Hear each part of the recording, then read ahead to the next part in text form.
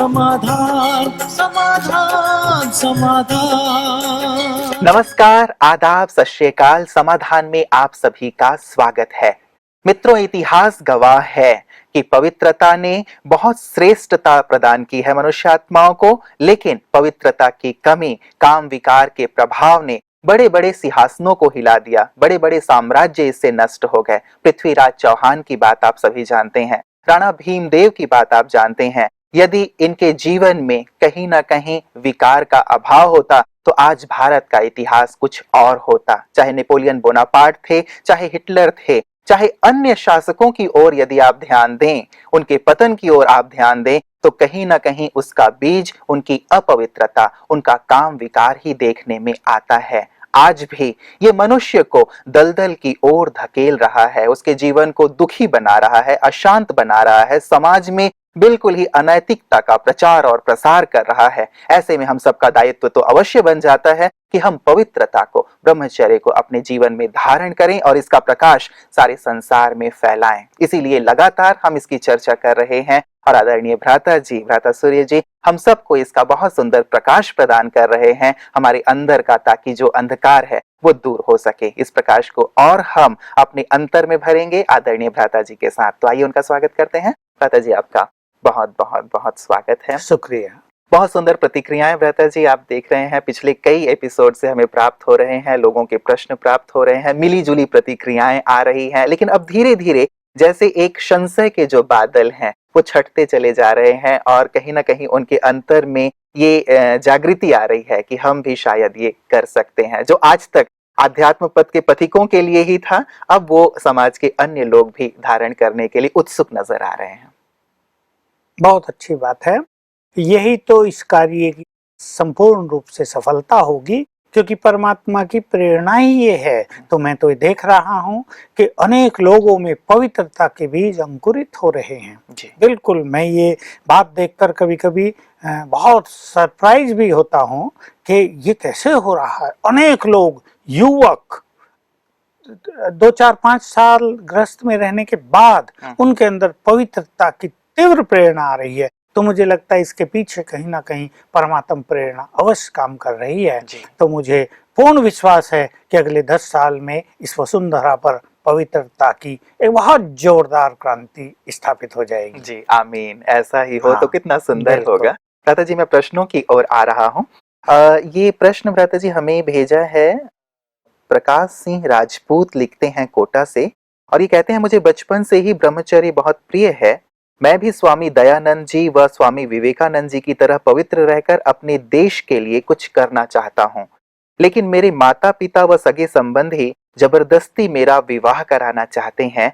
ऐसे में मुझे क्या करना चाहिए? इनकी समस्या तो सचमुच ज्वलंत है ही, और ये समस्या अनेक युवक और युवतियों के सामने आती है, क्योंकि समाज की व्यवस्था वही है। माँ बाप भी अपने बच्चों की शादी करा के कर्ज मुक्त, अपने कर्तव्य से मुक्त हो जाना चाहते हैं। वो सोचते हैं फिर इनका भाग्य, इनका जीवन ये जाने, हमारा कार्य एक बार हो गया, हम तो निश्चिंत हो जाएं। समाज कुछ कहता है, विशेषकर कन्याओं के केसेस में समाज की बहुत सुननी पड़ती है। और वैसे कन्यादान की भी प्रथा इसीलिए शायद चली आई है कि हमें कन्याओं का दान कर देना है। लेकिन मैं इसको कहूंगा कि अगर आपको पवित्र रहना ही है, अगर आपको अपने देश के कल्याण के लिए कुछ करना है, अगर आपको रेप जैसी बदनाम करने वाली चीजों को भारत भूमि से नष्ट करना है, बहुत महान कार्य की ओर प्रवृत्त होना है, तो आपको अपने में बहुत दृढ़ता, बहुत आत्मविश्वास, बहुत साहस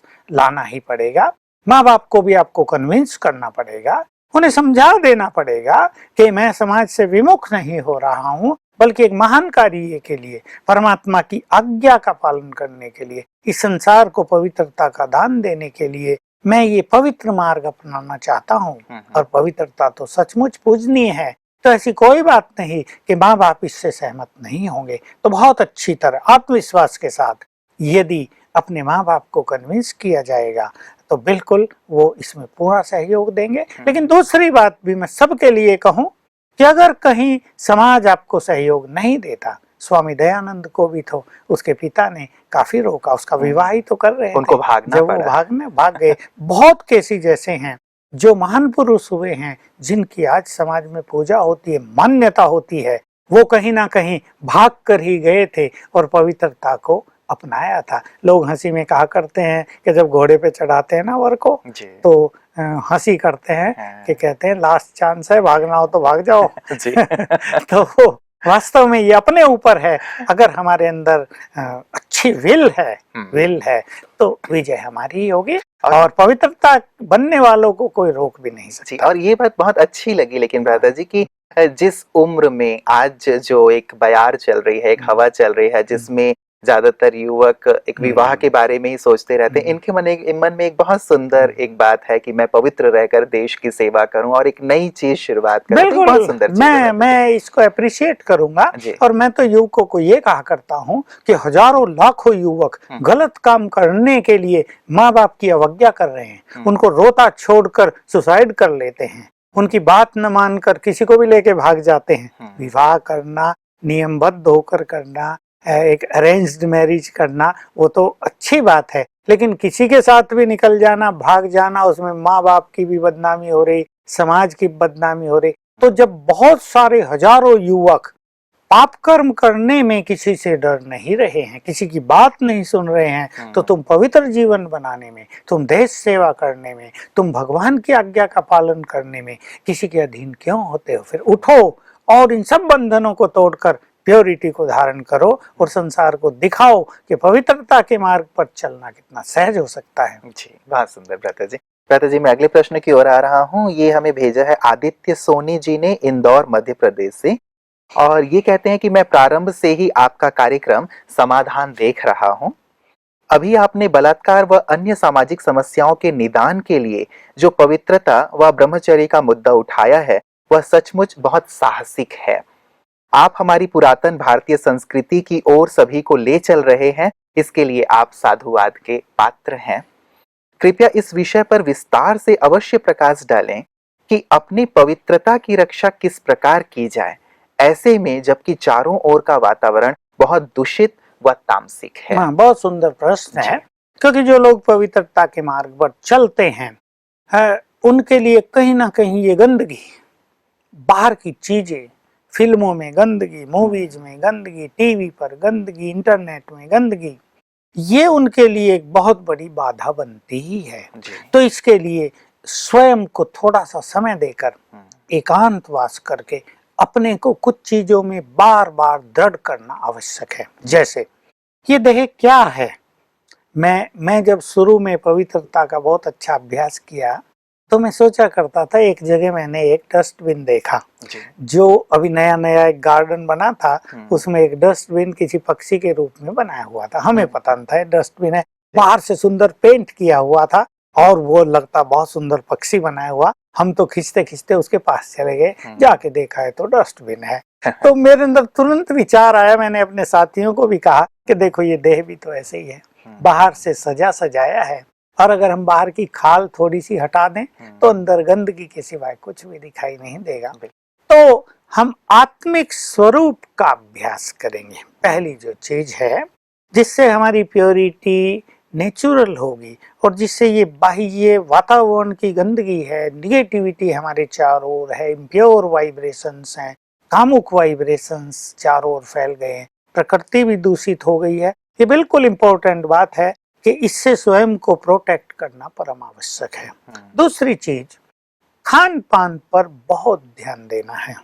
जिसको पवित्रता का मार्ग अपनाना है उसका खान पान पूरी तरह सात्विक होना चाहिए, क्योंकि जो मनुष्य भोजन बनाता है, जिस परिवेश में वो भोजन रखा हुआ है, तो ये प्रकृति से प्राप्त भोजन है। प्रकृति वाइब्रेशंस को बहुत जल्दी ग्रहण करती है, it's very sensitive to the vibrations. तो भोजन बनाने वाले की मनोस्थिति अगर अच्छी नहीं होगी तो खाने वाले पर उसका बुरा इफेक्ट पड़ेगा। तो इसलिए पवित्र भोजन, सात्विक भोजन, एक पवित्र व्यक्ति के हाथ का बना हुआ भोजन खाने से ये प्योरिटी बिल्कुल सहज हो जाएगी। जिसको पवित्रता का मार्ग अपनाना है उससे ये फिल्म आदि देखने से बिल्कुल परहेज कर लेना चाहिए। टीवी चैनल्स भी आप खोलेंगे तो जब ऐड आते हैं तो गंदगी उसमें आती है और लोगों के पास शायद आजकल रहा ही नहीं अच्छी तरह से प्रचार करना। अगर एक टूथपेस्ट का भी वो दिखा रहे हैं, ऐड दे रहे हैं, तो उसमें कुछ ना कुछ गंदगी जरूर दिखा देंगे। तो ये एक समाज में विकृति बढ़ाने वाली जो चीजें हमारे चैनल्स दे रहे हैं, पेश कर रहे हैं, इनसे परहेज कर लेना चाहिए। ऐसे टीवीज को, ऐसे चैनल्स को देखना ही बंद कर देना चाहिए। और मैं तो कहूँगा अगर ऐड में गंदगी है तो ऐड कभी देखें ही नहीं। साथ ही साथ एक इम्पोर्टेंट बात, ऐसे लोगों का संग भी ना करें जी। जो इस तरह के गंदी बातें करते हैं, गंदा माहौल पैदा करते हैं, जिनके पास इसके अलावा बातचीत करने के लिए कुछ है ही नहीं, अच्छाइयों से जैसे उनका नाता ही नहीं। तो अच्छा अध्ययन, अच्छा संग, अच्छा श्रवण, अच्छा देखना और इस तरह अच्छा ही चिंतन करना, इन सब का यदि ध्यान रखेंगे वो सब युवक विशेष करके जो इस मार्ग को अपना रहे हैं, तो ये मार्ग सचमुच बहुत अच्छा हो जाएगा, आनंदकारी, सहज हो जाएगा। मुझे विवेकानंद जी की बात याद आ रही थी भ्राता जी। उन्होंने कहा था कि अपने लक्ष्य के मार्ग में आने वाली तमाम बातों को विष की भांति, यदि वो अवरोध पैदा कर रही हैं, उनका विष की भांति त्याग कर दो, तभी लक्ष्य की प्राप्ति हो सकती है। और ब्रह्मचर्य जो एक साधना है, एक श्रेष्ठ तप है, वहां तक भी यदि हमें पहुंचना है, उसका आनंद लेना है, तो ये कार्य तो हमें अवश्य करना ही होगा। और शायद इसके लिए बहुत दृढ़ता की आवश्यकता बिल्कुल एक सीधी सी कहावत भी होती है कि जिस पेड़ के आम नहीं खाने उसके पत्ते गिरने से क्या फायदा। तो ये बात बिल्कुल सुंदर है जीवन के हर फील्ड के लिए कि जो लक्ष्य हमने बनाया है, चाहे वो किसी भी फील्ड के लिए हमने अपना उत्तम लक्ष्य बनाया हो, उसको प्राप्त करने में जो निगेटिव बातें हैं उनका विस्तुल्य त्याग कर ही देना चाहिए। यही बुद्धिमानी है। बिल्कुल भ्राता जी, एक चीज मैं विशेष करके पूछना चाहूंगा कि प्रजापिता ब्रह्मा कुमारी ईश्वरी विश्वविद्यालय में लाखों विद्यार्थी हैं, लाखों लोग इस विद्यालय से जुड़े हुए हैं, और ये देखा गया है कि वो सहज रूप से ही ब्रह्मचर्य व्रत का पालन करते हैं। उनके चेहरों को देखकर ऐसा नहीं लगता कि ये किसी दबाव में आकर, किसी प्रलोभन में आकर के ये कर रहे हैं, ऐसा कतई प्रतीत नहीं होता, बल्कि उन सबके जीवन से, उनके चेहरे से एक आनंद झलकता है। तो ऐसा लगता है कि वो ब्रह्मचर्य का आनंद ले रहे हैं। तो ब्रह्मा कुमारी, मैं ये जानना चाहूंगा आपसे, क्या ऐसा सिखा रही हैं जिससे ये ब्रह्मचर्य बहुत सहज हो जाता है और आनंद प्रतीत होने लगता है? बहुत सुंदर प्रश्न आपने किया है और इसके बारे में जानना सचमुच बहुत आवश्यक है, क्योंकि ब्रह्मा कुमारी के बारे में समाज में कई तरह के भ्रम भी पैदा हो गए हैं, हो गए थे, अब तो बहुत दूर हो गए कि ये तो भाई बहन बना देती हैं और ये तो पता नहीं क्या सिखाते हैं, ये तो बच्चों को बिगाड़ रहे हैं, कोई कुछ भी कह देता है। जबकि यहाँ तो बिगड़ो हो को सुधारा जा रहा है, यहाँ तो पवित्रता की एक सरिता बहाई जा रही है। तो आपने बिल्कुल ठीक कहा कि ऐसे लाखों युवक हैं, युवक, और ऐसे लाखों गृहस्थी हैं जो गृहस्थ व्यवहार में रहते हुए ब्रह्मचर्य को अपना चुके हैं। देखिए, सन्यासियों के लिए भी एक बहुत बड़ी बात है कि सन्यासियों को सन्यास लेना पड़ा, पवित्र रहने के लिए गृहस्थ का त्याग करना पड़ा। और स्वयं परम पिता ने एक ऐसा सिस्टम चालू कराया कि गृहस्थ में रहते ही बहुत लोग पवित्रता को अपना गए। मेरे पास हजारों उदाहरण हैं जिनको मैं जानता हूं कि स्त्री पुरुष गृहस्थ में रहते हैं लेकिन पवित्र जीवन अपनाए हुए हैं। उनके इस पवित्रता के मार्ग में कोई बाधा नहीं, दोनों ने स्वेच्छा से इसको स्वीकार कर लिया। युवक और युवतियों की तो एक बहुत लंबी संख्या है जिन्होंने सचमुच स्वेच्छा से इस मार्ग को स्वीकार किया, जबरदस्ती नहीं किया, और भगवान को वचन दे दिया कि हम तुम्हारे इस श्रेष्ठ कार्य के लिए पवित्र जीवन बनाकर पवित्रता का दान भी संसार को देंगे और अपने जीवन को भी परफेक्ट बनाएंगे। क्योंकि पहला लक्ष्य ये था कि बिना प्योरिटी के हम परफेक्शन को प्राप्त नहीं कर सकते। और ब्रह्मा कुमारी में जो कुछ ज्ञान दिया जाता है वो ईश्वरीय ज्ञान है, वो किसी शास्त्रों का ज्ञान नहीं है। यद्यपि हम गीता को कोट करते रहते हैं क्योंकि गीता में बहुत अच्छी बातें हैं, वेदों में बहुत अच्छी बातें हैं, परंतु हमारे इस ज्ञान का आधार वो सब नहीं है। ईश्वरीय ज्ञान जो परमात्मा ने स्वयं ब्रह्मा के माध्यम से दिया है वही आधार है। और उन्होंने पहला ही पाठ सिखाया, बी प्योर, बी योगी। दोनों का एक दूसरे से कनेक्शन है, पवित्र बनो, राजयोगी बनो। तो ब्रह्मा कुमारी ईश्वरीय विश्वविद्यालय की नींव ही पवित्रता है। जो पवित्रता को नहीं अपना रहा वो ब्रह्मा कुमार कुमारी नहीं है। हमारे यहाँ डेली क्लासेज होती हैं सवेरे, जो कहीं 6:30 बजे से प्रारंभ हो जाती हैं, कहीं 5:30 बजे भी सवेरे प्रारंभ हो जाती हैं, कहीं कहीं हमारी सेवा केंद्रों पे वो 5 बजे भी प्रारंभ होती हैं, और बहुत सारे सेवा केंद्रों पर जहाँ लोग थोड़े देर से आते हैं अपना कार्य व्यवहार निपटा कर 7 बजे से प्रारंभ होती है। तो रोज सवेरे सवेरे 2 चीजें ब्रह्मा कुमारी जी में सिखाई जाती हैं जिससे जीवन बहुत सहज पवित्र होता है। एक, रोज सवेरे 4 से 4:45 राजयोग मेडिटेशन करना। बहुत यहाँ आने वाले विद्यार्थी, हम उन्हें विद्यार्थी कहते हैं क्योंकि यहाँ पढ़ाई है, ये कोई सत्संग नहीं है, ये कोई आश्रम नहीं, यहाँ कोई भक्ति पूजा पाठ नहीं, यहाँ स्पिरिचुअल एजुकेशन है। तो सभी विद्यार्थी सवेरे कोई 3:30 बजे उठ जाता है, कोई 3 बजे भी उठते हैं, कोई 4 बजे उठते हैं, और अमृत वेले 1 घंटा पौना घंटा बहुत अच्छी तरह राजयोग का अभ्यास करते हैं। उसमें उनको प्रभु मिलन का आनंद होता है, प्रभु मिलन का स्पष्ट अनुभव होता है, वो भगवान से बात कर सकते हैं, इससे उनकी प्योरिटी बहुत बढ़ती है। तो एक सवेरे उठना, प्योर वाइब्रेशंस हैं उस समय, प्रकृति की सतो प्रधान स्थिति है उस समय, उसका मन पर देह पर बहुत सुंदर असर पड़ता है, उस कारण पवित्रता बहुत ईजी हो गई है। दूसरी चीज है, सवेरे सवेरे जैसे मैंने कहा ज्ञान की क्लासेज होती हैं, उसमें रोज सभी को सुंदर विचार मिलते हैं, आत्म जागृति उससे होती है, मनुष्य के मन में उपरामता आती है। तो ये दूसरी चीज है जिससे यहाँ ब्रह्मचर्य बिल्कुल सहज हो जाता है। तीसरी धारणा हमारी है बहुत सुंदर, खान पान बिल्कुल सात्विक। तो अन्न का प्रभाव सीधा मन पर होता है, और पवित्रता अपनाने के लिए पवित्र भोजन की परम आवश्यकता है। इसी तरह जैसे हम इस शक्ति को रूपांतरित करने की बात कर रहे थे, राजयोग का अभ्यास, सेवाओं में बहुत ज्यादा व्यस्त भी लोग रहते हैं, अपने कामकाज में व्यस्त रहते हैं। दूसरा, यहाँ एक और अच्छी चीज सिखाई जाती है कि हम जब एक दूसरे को देखें तो दैहिक दृष्टि से नहीं देखें, सब आत्माएं हैं, चाहे वो हिंदू हो, मुसलमान हो, किसी भी धर्म का हो, किसी जाति का हो। तो हमारे यहाँ ये भेदभाव किसी के पास भी नहीं है। हम यहाँ इतने लोग एक साथ रहते हैं, 1000 तो हम एक साथ यहाँ रहते हैं, किसी को ये पता नहीं कौन किस जाति से है, कौन किस संप्रदाय से है। यहाँ तो सब आत्माएं हैं। तो जब देहान को छुड़वाया जाता है, जब आत्मिक स्वरूप में सभी को स्थित किया जाता है, तो ये प्योरिटी बहुत ही सहज हो जाती है। इसके अलावा हमारी और बहुत सुंदर साधनाएं हैं जिसमें हम अपने देव स्वरूप को याद करते हैं। यानी हमें ये ईश्वरीय ज्ञान मिल गया कि हम तो लंबा काल देवता थे। उस स्वरूप को याद करते हैं तो स्वरूप के पवित्र वाइब्रेशंस हमें पवित्र बनने में बहुत मदद करते हैं। तो कहने का अर्थ ये है कि हम यहाँ पवित्रता जबरदस्ती नहीं पालन करते कि भाई भगवान की आज्ञा पवित्र बनो, हमें अपनानी है।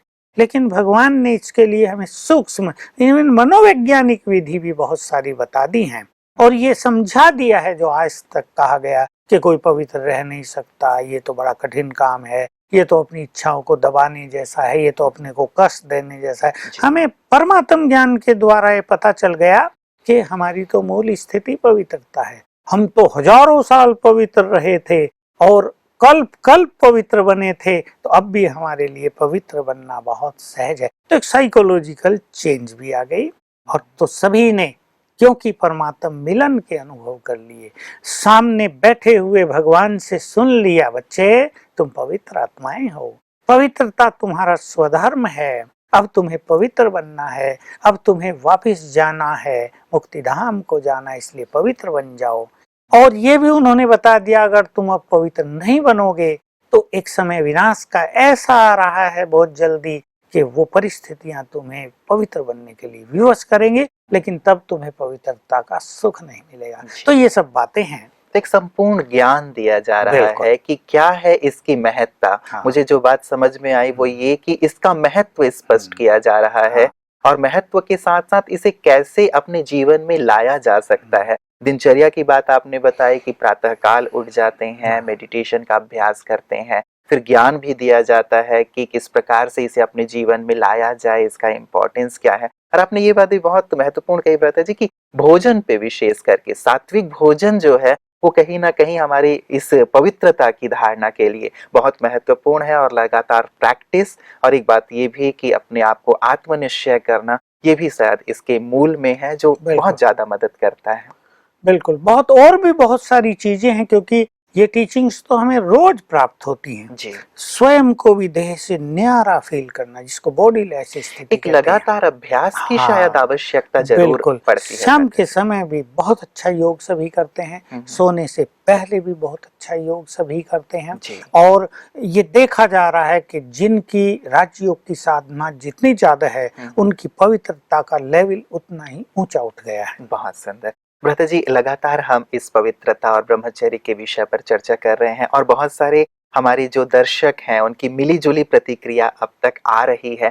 तो मैं चाहूँगा कि एक संदेश आप ब्रह्मा कुमारी ईश्वरीय विश्वविद्यालय की तरफ से इस मंच से हमारे सभी दर्शकों को दें कि वर्तमान समय की जो मांग है वो पवित्रता के लिए और समाज के लिए क्या है? बिल्कुल, आपने बहुत अच्छी बात कही।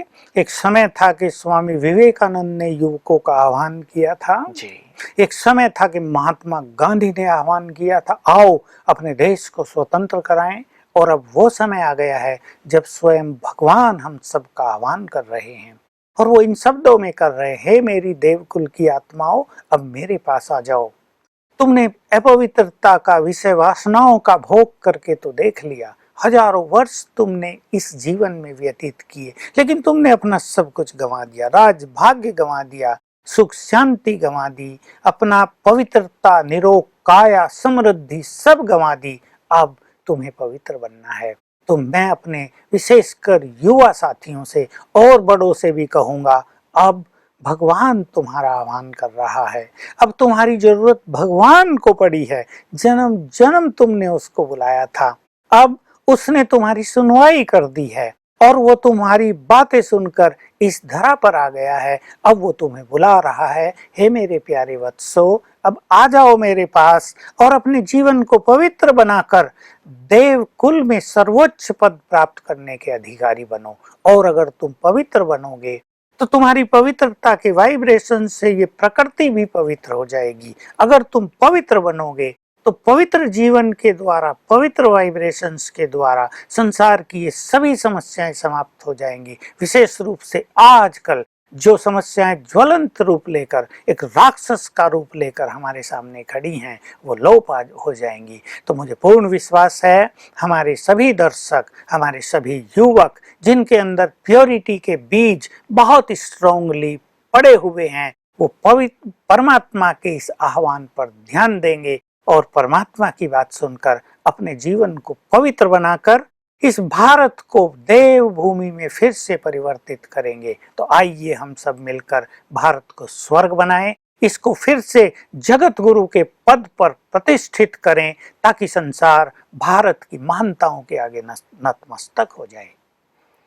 बहुत बहुत धन्यवाद भ्राता जी, आपने पवित्रता के विषय को इतना सुंदर ढंग से हमारे दर्शकों के सामने रखा और अभी जो आपने आह्वान किया है, मुझे पूर्ण विश्वास है कि भारत देश के सभी युवा और सभी वर्ग इस अभियान के साथ जुड़ेंगे, इस क्रांति के साथ जुड़ेंगे और वो दिन दूर नहीं, जैसा आप कह रहे हैं कि हमारा देश पुनः सोने की चिड़िया, पुनः राम राज्य बनेगा, पुनः एक आध्यात्मिक गुरु के, धर्म गुरु के पद पर स्थापित हो जाएगा। तो भ्राता जी, आपने जो भी बातें हमारे दर्शकों के साथ शेयर की, उसके लिए आपका बहुत बहुत धन्यवाद। मित्रों, जब देश परतंत्र था तब किसी ने आह्वान किया था, हमारे नेताओं ने आह्वान किया था कि आज देश की बलि वेदी पर शीश चढ़ाने कौन चलेगा, आज तिरंगा ओढ़ मृत्यु को गले लगाने कौन चलेगा। तो अनेक युवा, अनेक लोग ये कहते थे, हम चलेंगे, हम चलेंगे, हम चलेंगे। ये एक जोश था, एक उमंग था और इसी जोश और इसी उमंग ने पूरे देश को स्वतंत्र कराया। आज पुनः जैसे भ्राता जी ने आह्वान किया है, हम सब युवाओं को और साथ ही सभी को इस अभियान, इस क्रांति के साथ जुड़ने की आवश्यकता है, ताकि पवित्रता के बल से, ब्रह्मचर्य के बल से हम पुनः राम राज्य की स्थापना कर सकें, अपने देश को पुनः स्वर्ग बना सकें। इस विषय पर बहुत गहराई से चिंतन अवश्य कीजिएगा और साथ ही अपने जीवन में श्रेष्ठता लाते हुए समाज को और देश को श्रेष्ठता की ओर ले चलिएगा। यही हमारी शुभकामना है, मंगल कामना है। और दृढ़ मनोबल से